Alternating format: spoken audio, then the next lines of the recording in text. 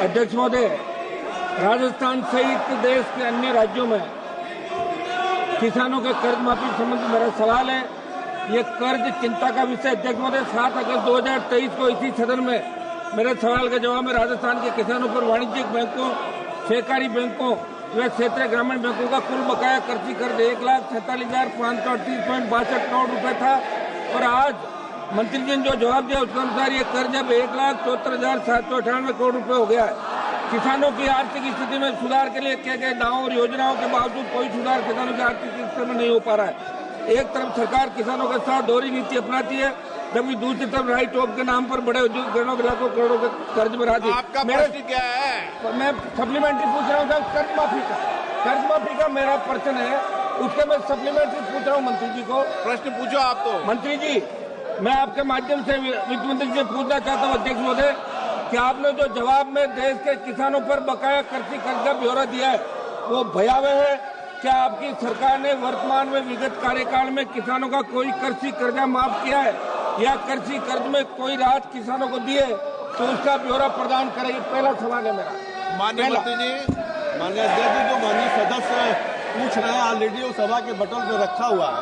फिर भी मैं माननीय सदस्य को बताना चाहता हूँ अध्यक्ष महोदय कि माननीय प्रधानमंत्री जी के नेतृत्व में भारत सरकार किसानों के हितों की रक्षा के लिए पूर्ण तरीके से प्रतिबद्ध है और 2014 से अब तक सरकार ने किसानों के हित की रक्षा के लिए तमाम प्रयास किया है।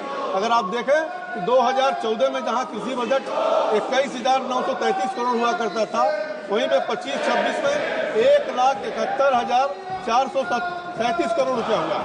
और वहीं पर देखें अगर जहाँ कर्ज माफी की बात करते हैं, किसान सम्मान निधि के माध्यम से अगर देखें तो 10 सालों में 3.46 लाख करोड़ रुपए का लोगों को सहायता प्रदान की गई है। वहीं पे उर्वरक की सब्सिडी हम दे रहे हैं, उन्नत बीजों के विकास की हम व्यवस्था कर रहे हैं।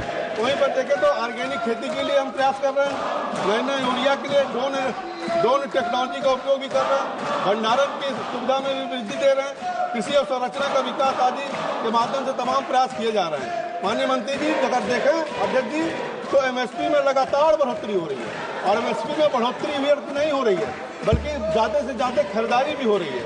25-26 के अगर बजट स्पीच में माननीय वित्त मंत्री जी ने जो इस बात को पुनः रेखांकित किया है कि भारतीय अर्थव्यवस्था की प्राथमिकताओं में कृषि प्रमुख होगा।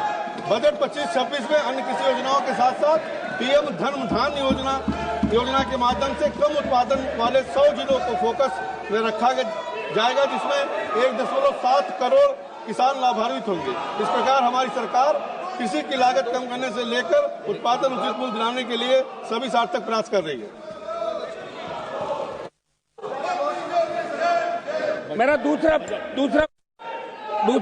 मरने वालों की कुंभ में मरने वालों मेरा सप्लीमेंट्री कुंभ में मरने वालों की सूची दो, कुंभ में मरने वालों सप्लीमेंट्री कुंभ में मरने वालों। माननीय सदस्यगणों, आपको जनता ने टेबल तोड़ने के लिए नहीं भेजा है। आप पहली बार चुन के आए हो। टेबल तोड़ने के लिए नहीं भेजा आपने। टेबल तोड़ने के लिए भेजा है क्या आपको कि चर्चा के लिए भेजा है? यहाँ पर हनुमान बेनीवाल जी। अध्यक्ष महोदय, मैं मंत्री जी से आपकी माध्यम से पूछना चाहूंगा कि क्या सरकार किसानों की आर्थिक स्थिति को सशक्त करवाने के लिए राजस्थान सहित देश के किसानों पर बढ़ती ऋणग्रस्त वित्तीय संकट का आकलन करवा के किसानों का संपूर्ण कृषि ऋण माफ करने की योजना पर कोई विचार रखती है? यदि हाँ तो कब तक, यदि नहीं तो क्यों? कारण सहित बताने का कष्ट करें, क्योंकि देश का किसान कर्ज माफी पर सरकार की मंशा को जानना चाहता है। अध्यक्ष महोदय, ये बताए कि किसान का कर्जा माफ होगा या नहीं होगा? ये बताओ ना, राजस्थान में कौन सी सरकार ने कर्जा माफी की बात की थी? बताया करो ना आप।